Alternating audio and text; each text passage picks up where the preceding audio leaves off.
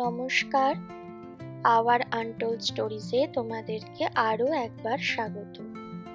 আমি অর্চমা আজ আবারও নিয়ে এসেছি সহজ পদ্ধতিতে নতুন একটা রান্নার রেসিপি। একদম রেস্টুরেন্ট স্টাইলে আজ শেখাবো মেথি মুর্গ মালাই। খুব সহজে কয়েকটা উপকরণ দিয়েই আজ শেখাবো রান্নাটা কিভাবে করা যায়। প্রথমেই আমি নিয়ে নিয়েছি চিকেন, দেখতে পাচ্ছ এটাকে আমি লেবু দিয়ে ম্যারিনেট করে রেখেছি। দেন বেশ অনেকটা পরিমাণে কাসুরি মেথি, নুন, কাঁচা লঙ্কা রসুনের পেস্ট, চিনি, আদা বাটা, পোস্ত বাটা, সাদা তেল, গোটা জিরে আর গোটা কাঁচা লঙ্কা, ঘরে বানানো গরম মশলা, এটা হচ্ছে মালাই বা ফ্রেশ ক্রিম, আর জল ঝরানো টক দই। চলো রান্নাটা এবার শুরু করি। কিভাবে করি তোমরাও দেখো।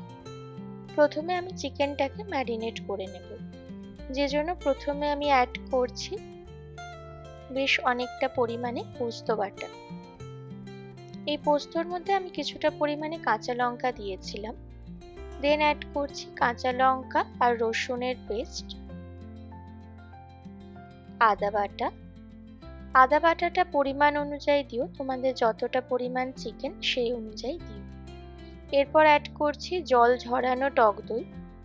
টক দই রান্নাতে ইউজ করলে অবশ্যই আগে থেকে জলটা ঝরিয়ে রেখো। নেক্সট আমি অ্যাড করছি ঘরে বানানো গরম মশলা। এটা আবারও বলছি, লবঙ্গ, দারচিনি, এলাচ, জয়িত্রী, জায়ফল দিয়ে আমি বানিয়েছি গুঁড়ো করে।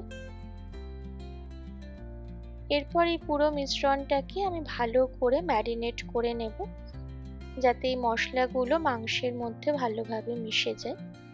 ম্যারিনেট হয়ে গেছে, এবার আমি এটাকে আধ ঘন্টা ছেড়ে দেব ম্যারিনেশনটা ভালোভাবে হওয়ার জন্য। আধ ঘন্টা পর আমি কড়াইতে বেশ খানিকটা পরিমাণে সাদা তেল অ্যাড করে দিলাম। এবার আমার রান্নার প্রসেসটা স্টার্ট হবে। তেলটা মোটামুটি যখন গরম হয়ে যাবে, তেলের মধ্যে আমি অ্যাড করব কিছুটা পরিমাণ চিনি। জাস্ট এটা কালার আনার জন্যই আমি ইউজ করছি।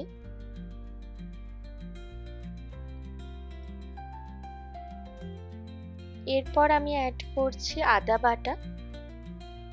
মাংস ম্যারিনেটের সময় আদা বাটা দিয়েছি, আর বাকি আদা বাটাটা আমি এই তেলের মধ্যে দিয়ে দিলাম। ফ্লেমটা অবশ্যই লো ফ্লেমে রেখে রান্না করো, নইলে আদাটা জ্বলে যাওয়ার চান্সেস থাকে। দেন আমি অ্যাড করছি গোটা কাঁচা লঙ্কা আর গোটা জিরে। খুব অল্প পরিমাণেই গোটা জিরেটা দিও, বেশি পরিমাণে দিও না। এরপর এই আদা বাটা আর গোটা ফোড়ন বা গোটা কাঁচা লঙ্কাগুলোকে মোটামুটি ভাজা ভাজা হয়ে গেলে আমি এর মধ্যে অ্যাড করছি কাঁচা লঙ্কা আর রসুন পেস্ট। রসুনের ফ্লেভারটা এই রান্নাটাকে অনেক বেশি এনহ্যান্স করবে, তাই রসুন কিছুটা বেশি দিও। এরপর ম্যারিনেট করা চিকেনটাকে আমি তেলের মধ্যে দিয়ে দিলাম এবং এটাকে ভালো করে একটু উল্টে পাল্টে নেব, যাতে আদা কাঁচা লঙ্কা তেলে ভাজার যে ফ্লেভারটা সেটা চিকেনের মধ্যে ভালো করে ঢোকে।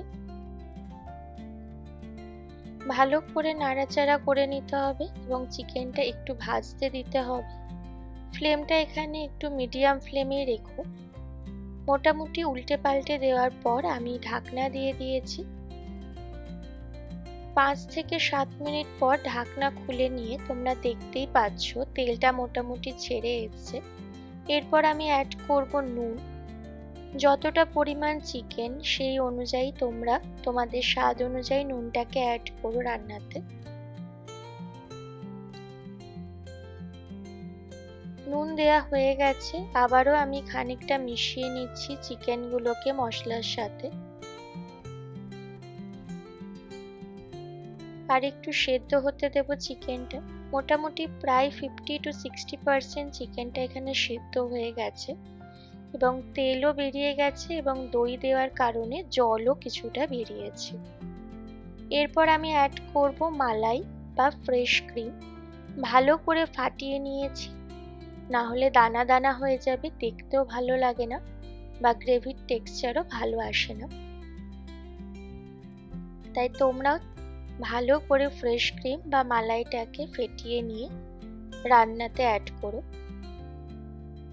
এরপর পুরো মালাই যেটা দিয়েছি সেটাকে চিকেনের সাথে ভালো করে মিশিয়ে নিচ্ছি এবং এতে অ্যাড করব আমার ঘরেতে বানানো গরম মশলা।